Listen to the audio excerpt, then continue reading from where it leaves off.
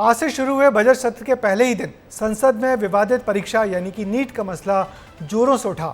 तो शिक्षा मंत्री धर्मेंद्र प्रधान ने एक बार फिर इस परीक्षा को बेदाग बताया, मगर विपक्ष के नेता राहुल गांधी ने पूरी परीक्षा प्रणाली को फ्रॉड बताकर आरोप लगाया कि कोई भी पैसे वाला पैसे देकर इस परीक्षा को खरीद सकता है।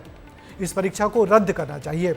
उधर संसद के साथ साथ आज सुप्रीम कोर्ट में भी परीक्षा को लेकर सुनवाई हुई, जिसमें कोर्ट ने एक ऐसे सवाल का जवाब कमेटी से मांगा है जिसके जवाब से 4.5 प्रतियोगियों को नुकसान हुआ है। अब इस मसले पर कल भी सुनवाई होगी।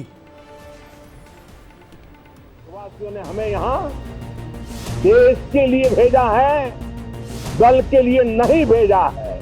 देश के प्रधानमंत्री का गला घोंटने का, उनकी आवाज को रोकने का, उनकी आवाज को दबाने का, और इसका कोई पश्चाताप तक नहीं है, किसी भी दल के क्यों ना हो।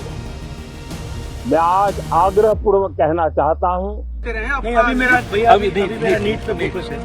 मोदी सरकार के तीसरे कार्यकाल का दूसरा संसद सत्र आज से शुरू हो गया है। इस कार्रवाई के शुरू होने से पहले प्रधानमंत्री ने विपक्ष पर निशाना साधा और कहा कि हमें देश के लिए चुना गया है, न कि दल के लिए। उन्होंने सभी दलों से आग्रह किया कि पार्टी लाइन से ऊपर उठकर देश के लिए सोचें। दरअसल पीएम ने सारी बातें इसीलिए कही क्योंकि पिछले सत्र में पीएम के भाषण के दौरान विपक्ष ने जमकर हंगामा किया था, जिसका पलटवार पीएम ने आज किया। 140 करोड़ देशवासियों ने बहुमत के साथ जिस सरकार को सेवा करने का हुक्म किया है देशवासियों ने, उसकी आवाज को कुचलने का और लोकतांत्रिक प्रयास हुआ। 2.5 घंटे तक देश के प्रधानमंत्री का गला घोंटने का, उनकी आवाज को रोकने का, उनकी आवाज को दबाने का लोकतांत्रिक परंपराओं में कोई स्थान नहीं हो सकता है। वहीं जब सत्र शुरू हुआ तो एक बार फिर विपक्ष ने नीट का मुद्दा उठाया। विपक्ष के नेता राहुल गांधी और सपा सांसद अखिलेश यादव ने नीट पेपर लीक के मुद्दे पर सरकार को घेरा। वहीं शिक्षा मंत्री धर्मेंद्र प्रधान ने भी जवाब दिया। The minister has blamed everybody except himself. The Indian examination system is a fraud. That is what is at stake here. Millions of people believe that if you are rich and if you have money, you can buy the Indian examination system. अध्यक्ष महोदय, ये सरकार किसी और का record बनाए न बनाए, लेकिन पेपर लीक का रिकॉर्ड जरूर ये सरकार बनाएगी।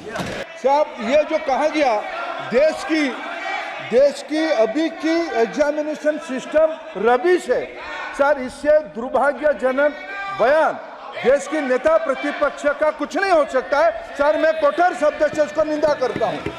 There is no evidence of paper leak in last 7 years in any numbers. जिस वक्त सदन में नीट परीक्षा को लेकर हंगामा हो रहा था, उस वक्त सुप्रीम कोर्ट में इसी मामले पर सुनवाई चल रही थी। सुप्रीम कोर्ट ने आईआईटी दिल्ली के निदेशक को एक प्रश्न को लेकर नीट यूजी 2024 के लिए 3 विशेषज्ञों की टीम गठित करने को कहा है। साथ ही सही उत्तर पर रिपोर्ट सौंपने को कहा है। दरअसल एनटीए ने 2 ऑप्शन को सही बताकर 4 अंक दिए थे। अब 3 विशेषज्ञों की कमेटी इसी का अध्ययन करेगी, जिसका जवाब मंगलवार यानी कल दोपहर 12 बजे तक देना होगा। हालांकि आज सुप्रीम कोर्ट का नीट पर फैसला आने की उम्मीद थी, लेकिन ऐसा कुछ हुआ नहीं। ब्यूरो रिपोर्ट, विस्तार न्यूज। दरअसल नीट परीक्षा की लड़ाई बहुत लंबी हो गई है। संसद से लेकर सुप्रीम कोर्ट तक इस पर चर्चा और सुनवाई हो रही है, मगर फैसला कुछ नहीं आ रहा। एक और केंद्र सरकार है जो इस परीक्षा में किसी भी प्रकार की धांधली से इनकार कर पूरी परीक्षा को क्लीन चिट दे रही है, तो दूसरी ओर विपक्ष है और पुलिस है जो इस परीक्षा के गुनहगारों को लगातार पकड़ रही है। मगर उलझन में है वो लाखों छात्र जो परीक्षा पर आने वाले अंतिम फैसले का इंतजार कर रहे हैं। अब देखिए कल कोर्ट की सुनवाई में क्या होता है।